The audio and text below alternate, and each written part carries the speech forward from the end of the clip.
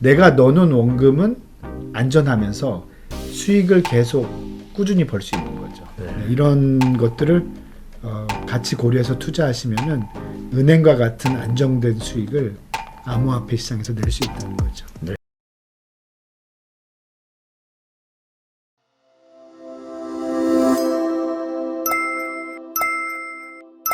오늘은 전문가 중에 저희가 신뢰할 수 있는 분 모셨습니다.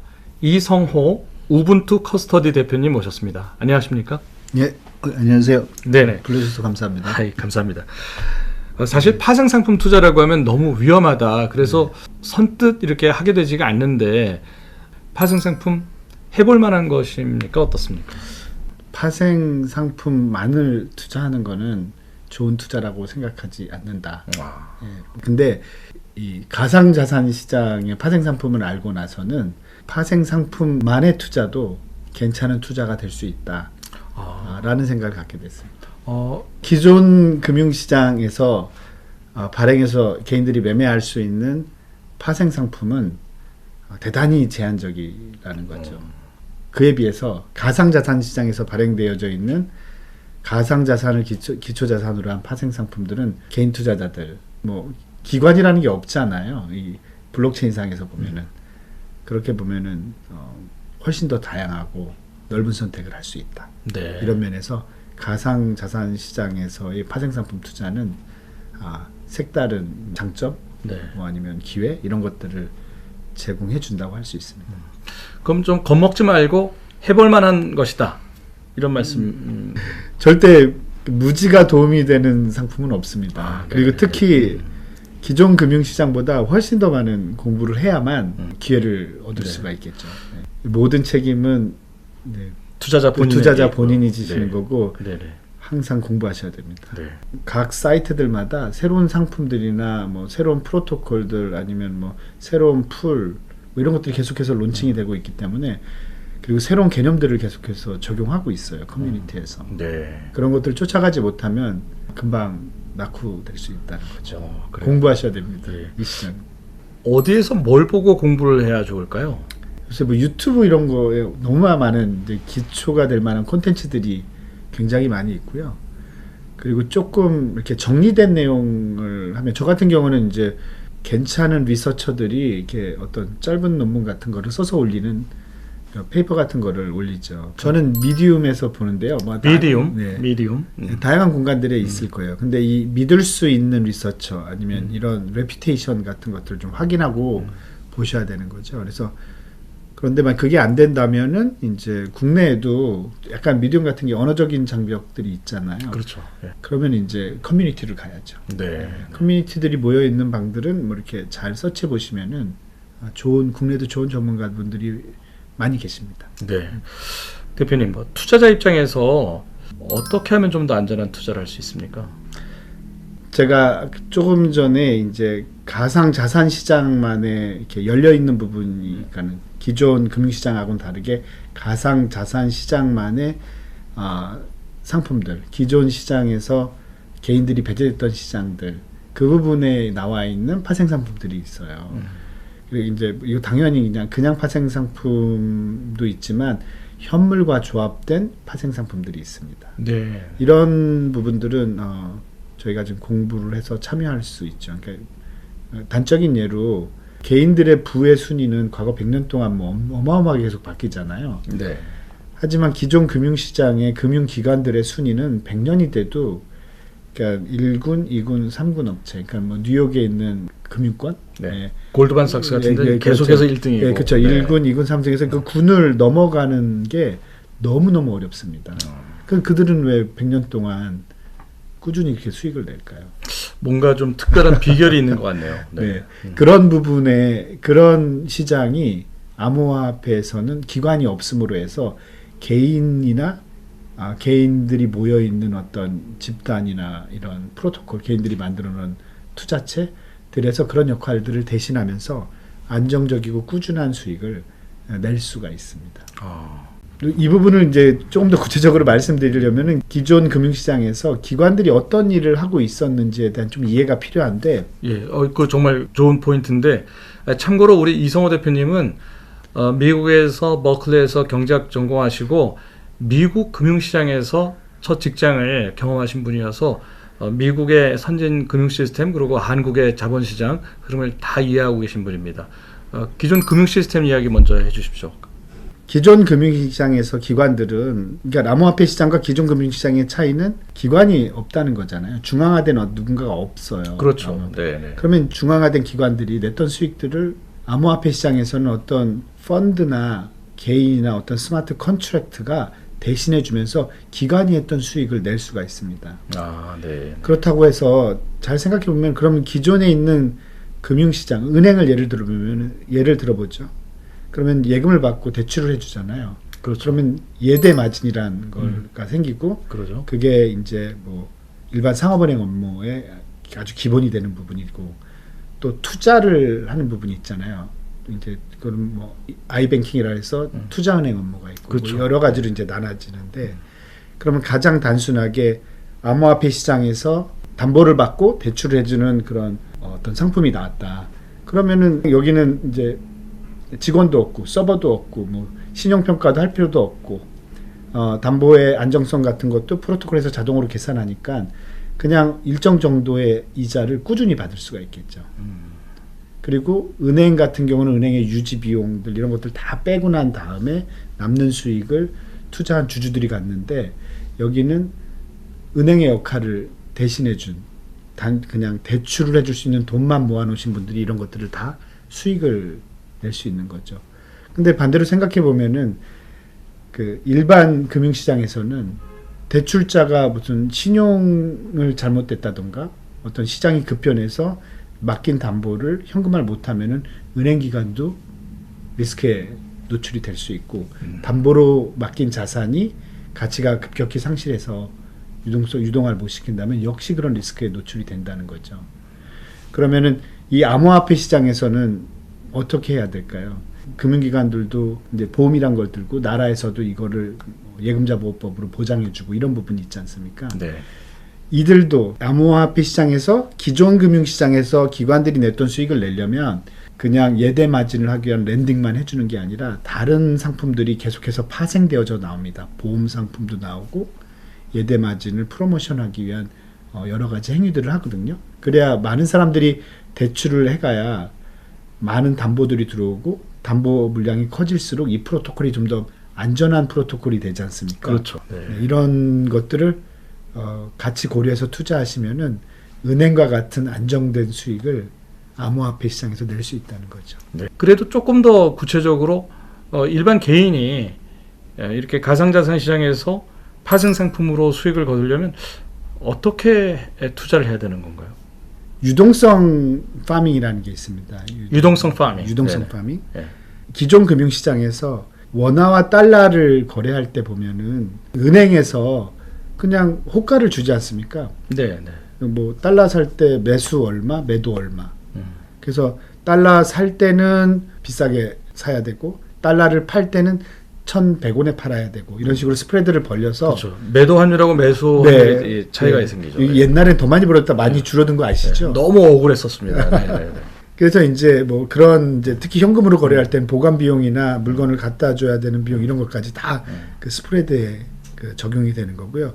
그뿐만 아니라 거기다 수수료까지 맞아요. 냈습니다. 은행은 이 돈, 그러니까 자기가 원화하고 달러만 갖고 있으면서 계속 사람들이 어떤 사람은 사가고 어떤 사람들은 팔고 그러면 가만히 중간에 있으면서 그 차익, 나는 똑같은 일정 금액의 돈을 나는 은행이니까 튼튼하고 A라는 자산과 달러라는 자산과 원화라는 자산을 충분히 갖고 있으니까 큰 머니풀이 돼 있어.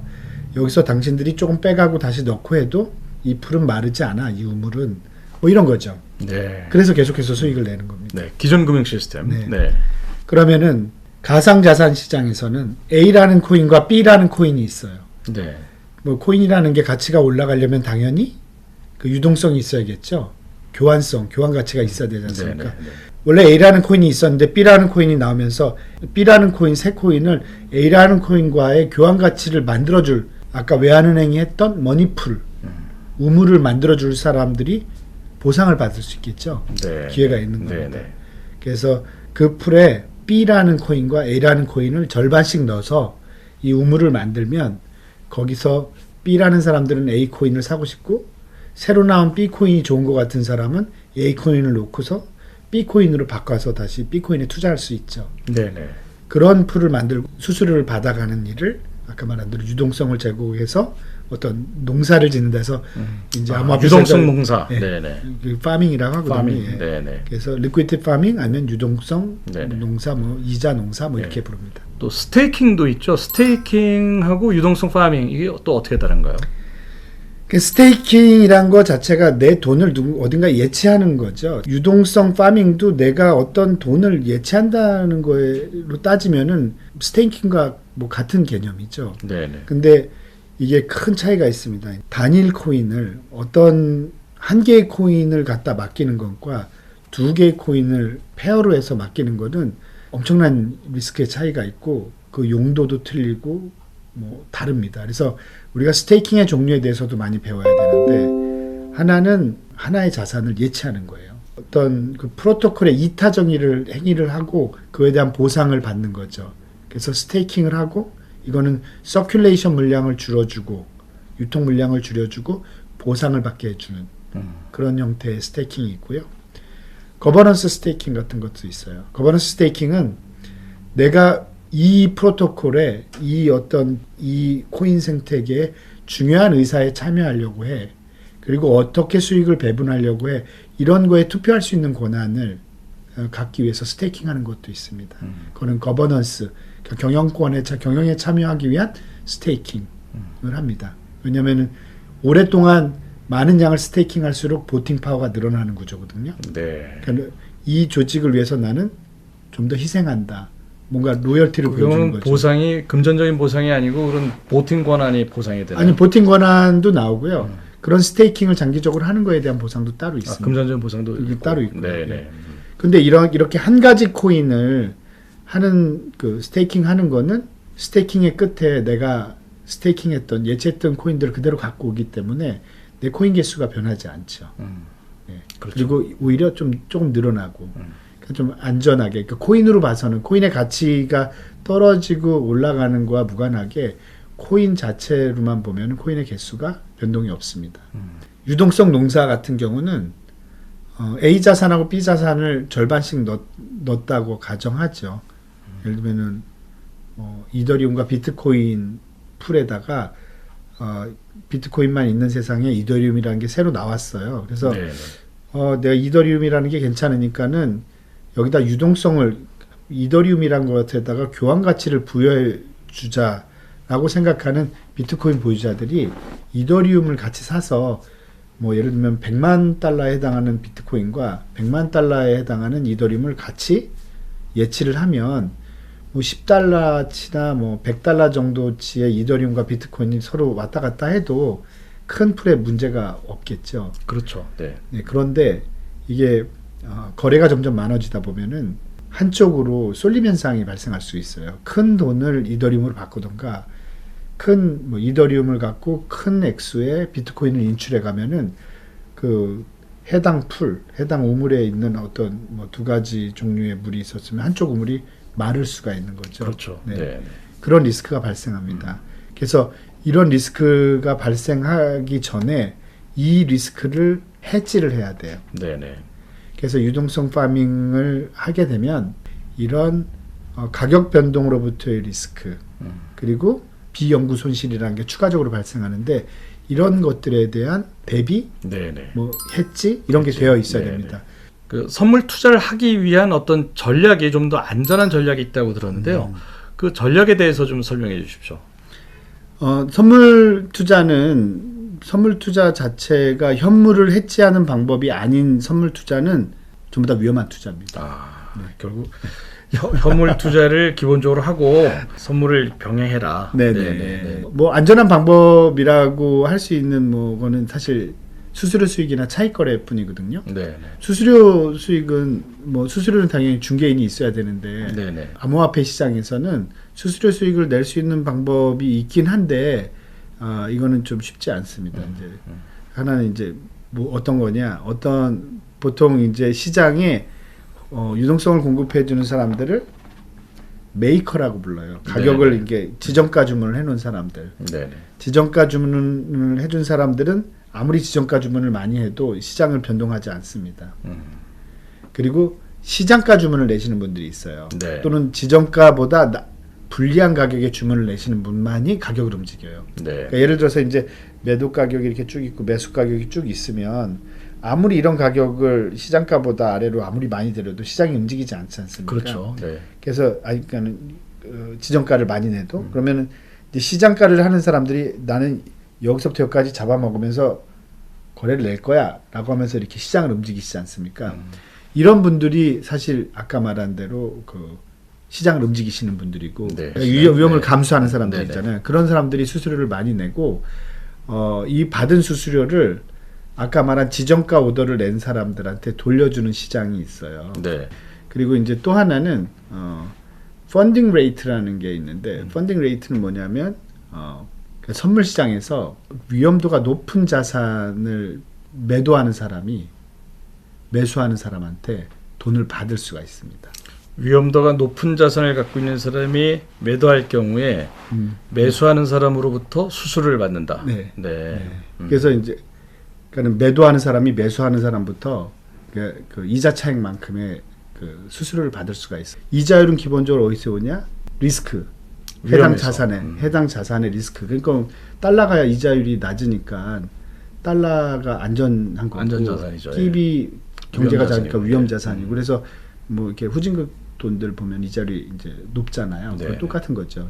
암호화폐는 보면 페어로 거래하지 않습니까? 뭐에 대해서 뭐를 매도하는 겁니다. 네. 네. 제가 그냥 이더리움을 매도하는 게 아니라 달러 가격에 비해서 그렇죠. 매도하는 네, 거죠. 네, 네. 그러니까 달러 대비 나의 이자율이 어떠냐에 대해서 그 차익만큼만 조달금리에 대해서 지불하게 돼 있어요. 그걸 펀딩 레이트라고 부르는데 이 두 가지 요소가 있는데 펀딩 레이트는 아까 말씀드린 대로 페어에서의 그 이자율 차이로부터 오는 게 첫 번째고요. 두 번째는 거래소가 되게 많아요. 네, 많죠. 그러면은 이제 보통 일가의 원칙에 의하면 모든 거래소에서 동일한 암호화폐는 동일한 가격에 거래돼야 되잖아요. 네, 네. 거래소가 너무 많으니까 실제로는 다 다를 다 있죠. 다를 네, 수가 네, 있어요. 근데 뭐 이게 조금씩 다른 거는 송금 비용이나 이 정도 차이가 나는 거는 실제로 늘 발생할 수 있습니다. 근데 그걸 넘어서는 위험들이 발생할 수 있어요. 네, 네.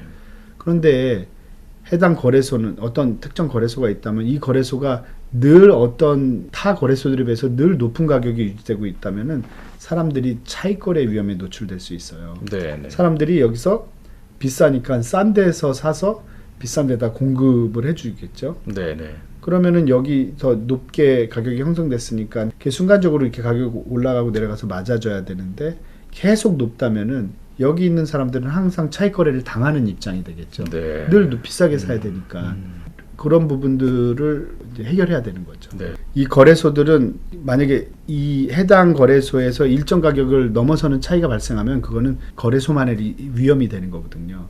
그럼 이 거래소의 위험이 계속 지속되면은 거래소는 차익 거래를 해서 누군가 돈을 계속해서 빼갈 거 아니에요. 그럼 거래소는 계속해서 쪼그라들 수밖에 없습니다. 그래서 그거를 시장 평균가보다 높은 쪽으로 이탈시켰거나 시장 평균가보다 낮은 가격으로 이탈시킨 사람들한테 페널티를 줘요. 벌을 주고 그 벌과 아까 말한 금리의 차이를 합산해서 펀딩 레이트라고 하는 거를 매도자와 매수자 간에 어떤 보상과 페널티로 주면서 자기 시장에서 이탈되지 않도록 시장 중심 가격에서 이탈되지 않도록 거래소 유무를 관리하는 거죠. 네. 최근에 어떤 전략들이 좀 이게 이제 델타 뉴트럴이라고 하면은 내가 가지고 있는 자산이 그냥 스팟 자산이에요. 그러니까 내가 그냥 현물 자산을 딱 갖고 있습니다. 네네. 그럼 이건 100% 가격 변동에 노출이 돼 있잖아요. 그렇죠. 네. 근데 내가 가지고 있는 자산이 포트폴리오예요. 그러면은 이거는 여러 가지 상품들을 같이 모아놨기 때문에 이 상품 비율에 따라서 전체 이 자산 변동 가격이 달라지겠죠. 난 처음서부터 바스켓으로 이제 어떤 통으로 몰아서 네네. 보유하고 있으니까 뭐 이렇게 달라지는 거겠죠.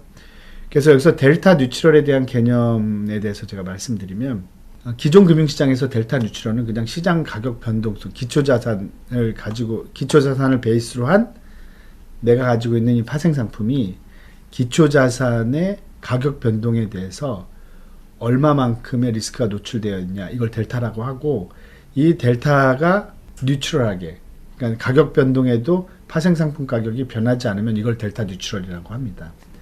그런데 이걸 단일 상품으로 구성됐다면 당연히 델타 뉴트럴을 구성하려면은 선물 매도밖에 없어요.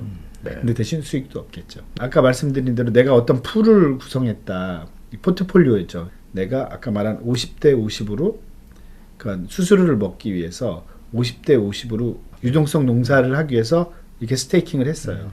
그럼 이 유동성 농사를 하면서 여기 이제 A 자산과 B 자산의 개수 비율도 변하고 A 자산과 B 자산의 가치도 변동이 되잖아요.